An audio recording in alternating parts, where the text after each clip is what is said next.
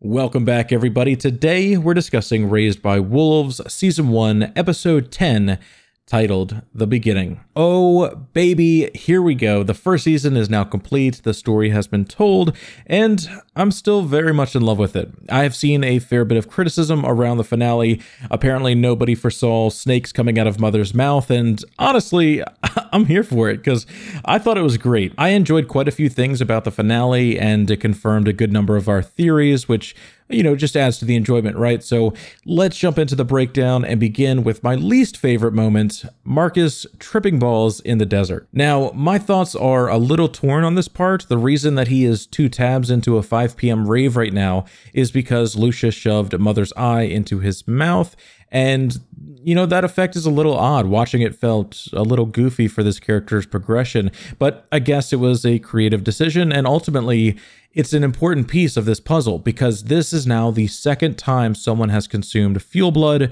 or the android technology and been enhanced. I will say, if you followed my breakdowns this season, you'll know my biggest theory revolved around the idea that Soul was created by some alien species sent to Earth to get humanity to build the necromancers and come here in the first place. Now, this wasn't explicitly confirmed, but everything that happens still builds a pretty strong case that this is a possibility, or an altered form of this is still very much a possibility.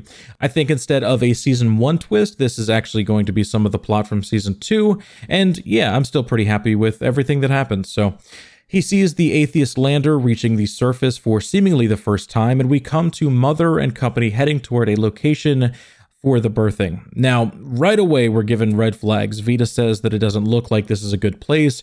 The creatures roaming all around, Father's face when Mother reassures him even. Something is up, and I'm honestly really curious why exactly they're so willing to trust her here with this random location that she's never been to before. I'm curious why some, logic gate in her own programming isn't firing right now, saying, why exactly am I suggesting that we land here? Like, she's being manipulated to come here, but she's also leading the charge. So when you really consider why they're coming here, it's odd. I'll be the first to admit it's really odd. And a line later from Father also adds to this confusion because he stresses, let's go somewhere else, somewhere that you picked, meaning that he acknowledges somehow that this isn't a place that she has picked herself under, her own free will. The entire scene feels really strange to me, and I think that's purposeful. I think that there's a lot of uncertainty going around, and nobody, not even super advanced androids, know exactly how to proceed here. They land. I thought Mother was going to jump into the pit,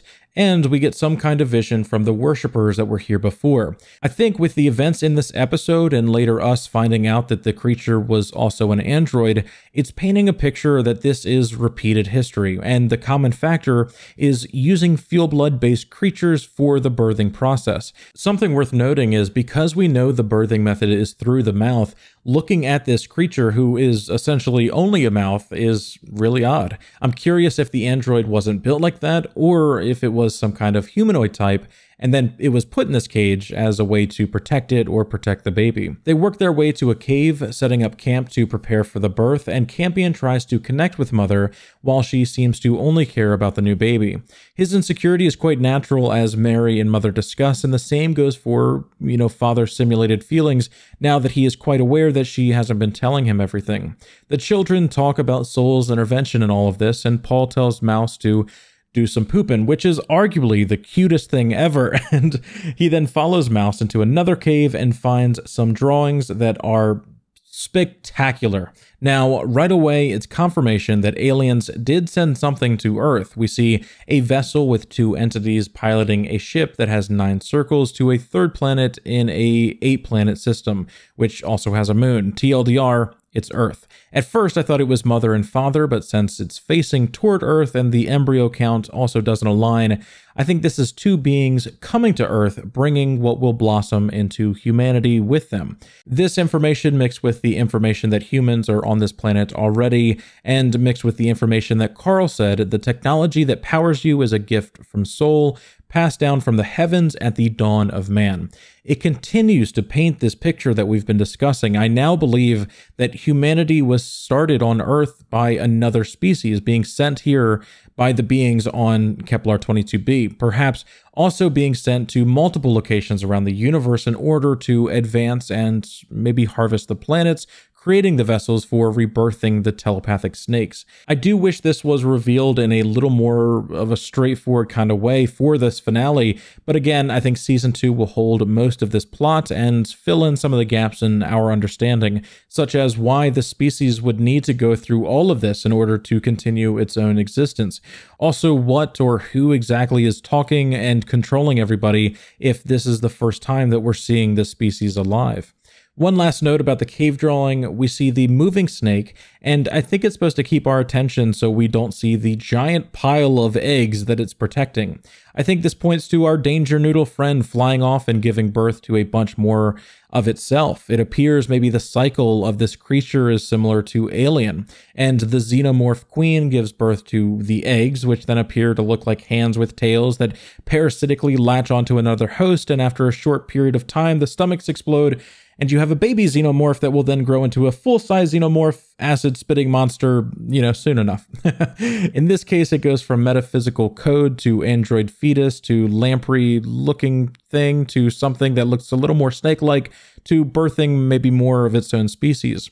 I have to imagine there will be some kind of twist in this chain, but yeah, I'm looking forward to learning more, and we also get a shot of this creature which looks amazing. And I have no idea what it is other than maybe to also point to the, de-evolution as they spoke about it later. Father and Campion talk, which turns to father and mother talking, which turns to my boy having his heart ripped out. I haven't even told you the upsetting part yet. I disagree, Mother. They discuss how the baby came to be and how she's been running behind his robot back and sleeping with their virtual creator. He gets upset and expresses his feelings like every woman wishes every man could explain his feelings. And I don't know, I am just in love with the dialogue between these two once again. They are explaining their feelings in such a way that feels so robotic, but the performance is just so subtly emotional. It's amazing. I mean, Father eventually storms off and ponders what to do, coming to the conclusion that he must wipe his memories in order to continue serving the children's best interests and not hurt on the inside, which I feel you, man. The dialogue also reveals that Mother believes that Campion was responsible for putting this baby inside of her, and she maintains that up to the point in which the baby is born. I'm grateful this was addressed and then quickly swatted away.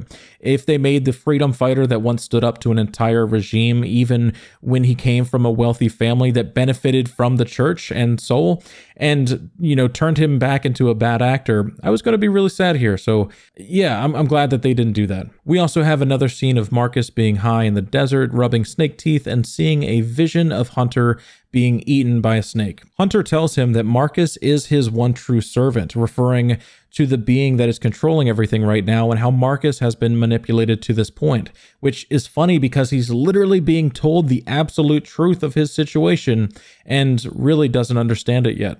Paul gives Mouse to Campion and takes off to sabotage the lander, which is amazing that these scenes were so close to each other because, like father, like son, he too is the perfect servant to this being that manipulates him. Mary stops him in the nick of time and she tells him that Soul isn't real and that his dad went crazy. Paul also demands that they must stay on this side of the planet and that they should not venture to the tropical zone after the baby is born, which is an absolutely mind-boggling statement that could have only been whispered into his ear by Soul.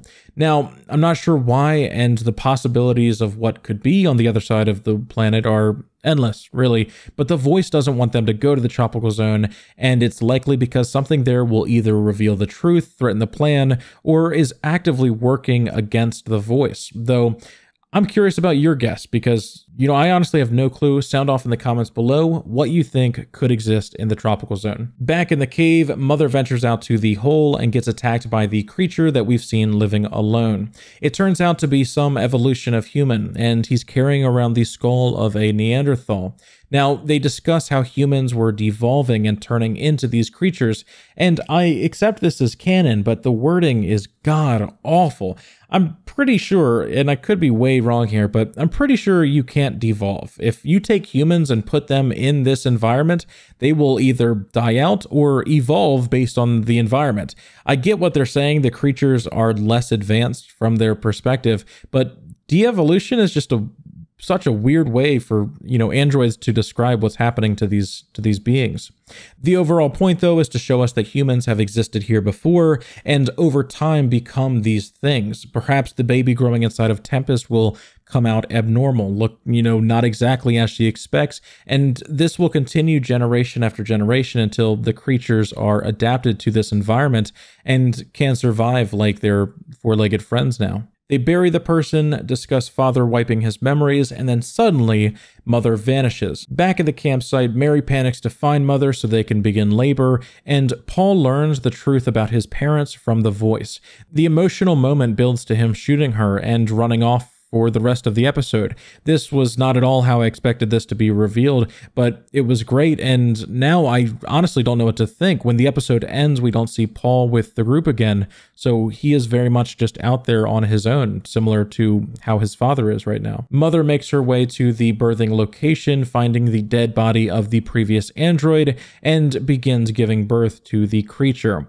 I thought this was incredibly well acted. I mean, oh my gosh, so much displayed in this moment, and the actual reveal that the baby was one of the snake creatures was pretty shocking. I've seen, a few people upset about it, but the buildup was there. The show was called Raised by Wolves, so of course it was a snake monster. It's only logical. Jokes aside, I enjoy the reveal, and I've seen others, again, not like it, so please let me know your thoughts. I thought, yeah, I'm down. I'm here for giant snakes. The creature attaches itself to Mother and starts draining her once again. She is terrified, uncertain how to proceed, and finally accepts her position, then ventures out of the cave to find Father. She looks ashamed of what she's brought into the world, becoming only a creator of death again. Understanding that she now has been manipulated, and Father embraces her. It's a touching moment, and they accept their fate together. Father given one final chance to be useful to her. They dive headfirst into the pit, and after a short time come to the center of the planet. All of the holes connect to a large burning pit, and this appears to be certain doom for them. One final sacrifice for the children that they love, giving everything that they had. The touching moment ends as they disappear into the core, and then we see Marcus taking out the atheist troops that just arrived. We then see the atheist ark coming into the atmosphere, and an ominous moment as we wait to see what this world will look like now that they will be the primary human power.